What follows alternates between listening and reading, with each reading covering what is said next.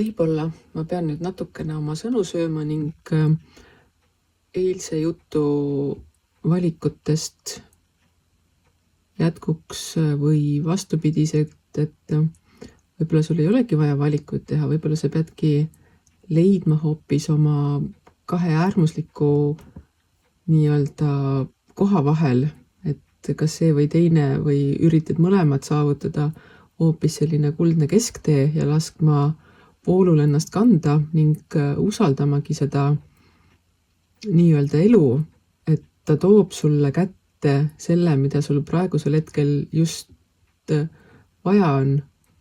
Leia oma sisemised jõuvarud ning tegele iseenda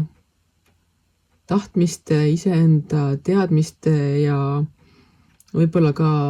hoopis pimenurkade tundma õppimisega. Ja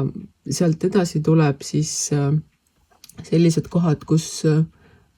toob need äärmuslikud valikud hoopis ühte kohta keskele kokku ning kui sa suudad iseenda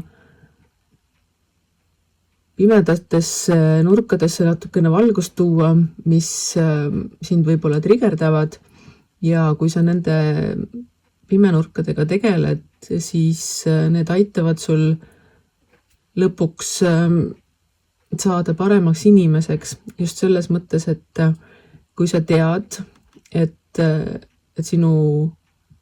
tegevused, sinu käitumised tulenevad mingitest eelnevatest kogemustest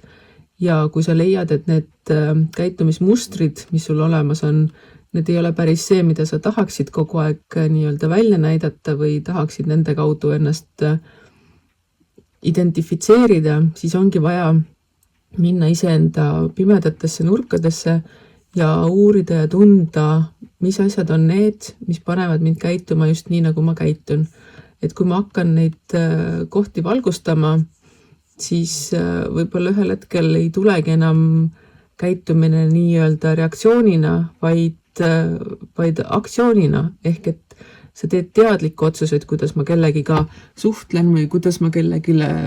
vastan või mida ma teen. Et võib-olla ei peagi tegema seda valikut, et kas see või teine, vaid leidagi hoopis nende kahe valiku vahel see kolmas võimalus olla tasakaalus ja mitte teha kumbagi, vaid tehagi midagi teistmoodi. Võtta see hetk, et vaadata, kas need kaks vastandikku poolust võib-olla on hoopis ühe ja sama nagu mündi kaks külge, mis tegelikult ei vajagi valimist, vaid vajavadki nii-öelda teada saamist või arusaamist, et need ongi ühe asja kaks külge, et sa ei peagi valima, et sa saadki sellesse pimedasse ja sügavatesse teadmistesse valgust luua ning see aitab sul siis tullagi oma intuitsiooni või teadmiste või oskustega avalikuks, mitte ainult teistele, vaid ka iseendale ja eriti just iseendale, sest et kui sina tunned iseennast rohkem kui võib-olla praegu, siis mida rohkem sa ennast tunned, seda kergem on teha ka tulevikus valikuid just sellest kohast, et mis on sinu jaoks oluline ning võib-olla tulla ka hirmuga kergemini toime just selle tundmatu ees hirmuga, et kui ma nüüd astun mingisuguse sammu, et ma ei tea, mis see mulle kaasa toob, et võib-olla ma jätaksin selle tegemata, vaid vastupidi, et need hirmud lähevad väiksemaks, eriti kui sa näed, et peale selle sammu astumist ja selle hirmuga nii-öelda silmitsi seismist tuleb tulemus, mis on tõenäoliselt parem, kui sa iganes oskad endale ette kujutada. Universumil on sellised huvitavad keerdkäigud, et tavaliselt kipuvad olema need asjad